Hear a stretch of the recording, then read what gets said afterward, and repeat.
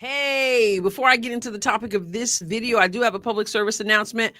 I shared in a video last night the new merch, the Caitlin Clark scheduling effect. I did tweak the front of it, so let me just show you that really quickly.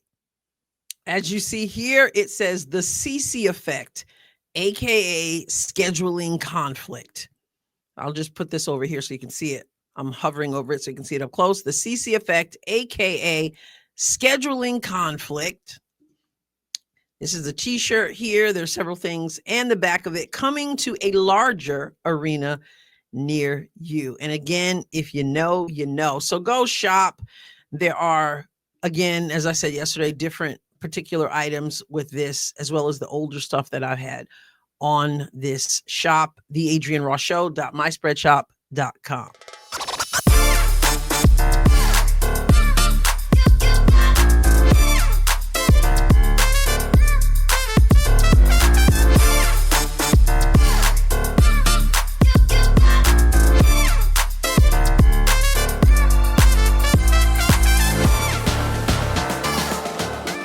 Welcome to another episode of the Adrienne Ross Show, where sports and culture connect. Whenever we talk about Aliyah Boston, we use words like nice, sweet. We say she is so likable. And then we say things like, oh, we wish Aliyah were more aggressive on the court. Some people say she needs to be a dog. I can't stand that expression, but some people use it and we know what they mean. She needs to be a dog out there. And even during Unrivaled, I was like, Aliyah, come on, assert yourself more, demand the basketball, because I see you working down low and they're not giving you the ball. Be more aggressive. And when Caitlin Clark entered the league and was mistreated by some of the players, people wanted Aliyah to be an enforcer, wanted her to be like, hey, this is my teammate, and get in people's faces. But people inevitably said, Aliyah Boston is too nice for that. It's too sweet for that. She's not going to say much. She's not going to do much. And we want to see her at least be aggressive more on the floor. People are saying, have said, and depending on how she comes out this year in 2025, may continue to say. But one thing she did say, one thing she expressed, is that she didn't appreciate how Chandler Prater, I believe her name is, from Mississippi State, how she has been treated after JuJu Watkins' ACL tear. So someone took to Twitter and said it was a dirty play, and Aliyah did chime in on it. So first I want to show you what was said, and then I want to show you Aliyah Boston's response. Someone named Cece at My Thoughts 0530 posted, I'm not saying this was intentional or not, but what I will say is Ju's knee did not buckle until the Mississippi State player cut off her path and made contact with her, causing her to be off balance. May not have been intentional, but it definitely was a dirty play, period. Before I get into Aliyah's response, I'm just going to say the reason why she mentioned that her knee didn't buckle until contact is because there is some thoughts out there that JuJu's knee went out before any contact. There's also some thoughts out there that JuJu initiated that contact. So I don't want to say that it's settled that it was the contact that caused it. And in any case, the contact appeared to be minimal. In any case, regardless, Cece is saying it may or may not. Basically, she's saying, not basically, she said I'm not saying this was intentional or not. So she's saying it could be, it could not be. But I am going to say it was her contact, and I am going to say whether or not it was intentional, it was a dirty play. She says, but it was definitely a dirty play, period. Well, apparently it's not a period, because Aliyah Boston had something to say about that. So we're going to go over to her response to this. Aliyah said, I'm usually quiet on Twitter, but please don't start this narrative. What happened to JuJu is awful and injuries suck, but you don't know how the opposing player is feeling right now. And a comment like this only makes her feel worse than she possibly does. So please stop. Good for you, Aliyah. Aliyah, being Aliyah, says, please, twice in this post. Please stop. Please stop. You don't know how she's feeling. It is horrible what happened to JuJu.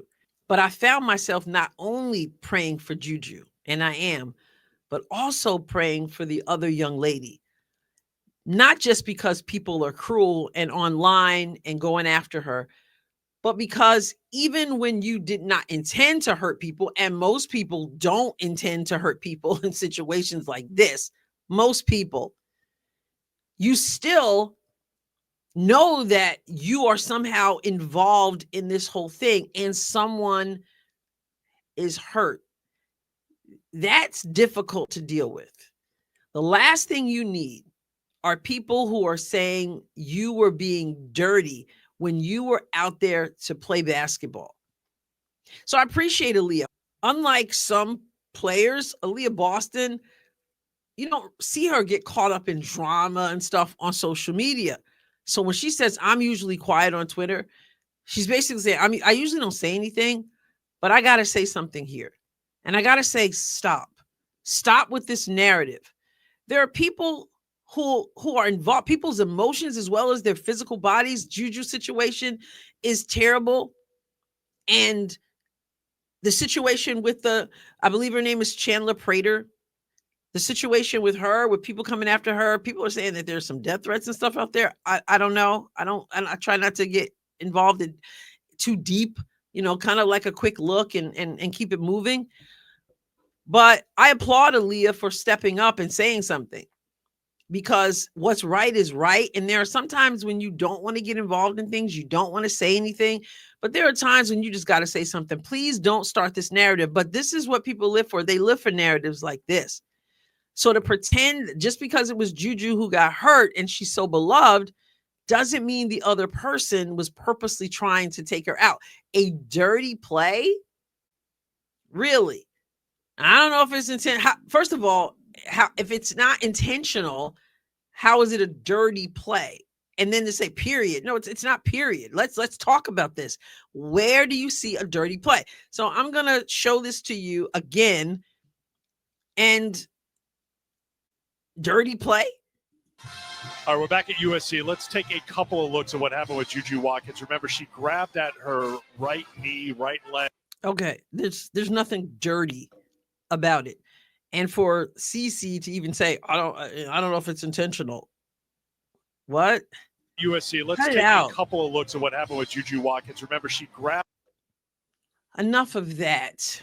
And I'm glad Aliyah said so. I'm glad she said, I don't like to say anything here. What happened is awful. Injuries suck. But what about the other player? What about how she feels? Start with this narrative that somebody intentionally did it. It's interesting because yesterday I saw something on Threads, something popped up, and when I was on Instagram or something, and I saw something on Threads where people were acting like this was intended. And then the person actually said, yeah, basically, oh, I know I'm wrong, but, leave me alone. I'm in mourning right now. And other people are like, exactly. And of course, some people put her in her place, most people. But it was basically her saying, yeah, I know I'm not right to say it was intentional, but, we love JuJu and we're in mourning. So just let us do our thing at the expense of the other person. That's just not cool. So Aliyah, who is sweet and nice and likable and all those things, she knows how to speak up. And this is a situation that I think, great, speak up. And yet being Aliyah, she just does it in such an Aliyah way, unlike some people who would be going out there cussing and fussing and all that stuff. So somebody's standing up. They care about JuJu. They want things to go well for her, but they don't want other people to be completely denigrated and be targeted as a result. And that's what we're supposed to be here. Common sense and cool heads should be prevailing in this situation. So thank you, Aliyah, for that. I think that's a little dog in you as well, without being nasty about it. What are your thoughts? Subscribe to the channel, please, if you haven't done so. I'll catch you next time, God willing. God bless you abundantly.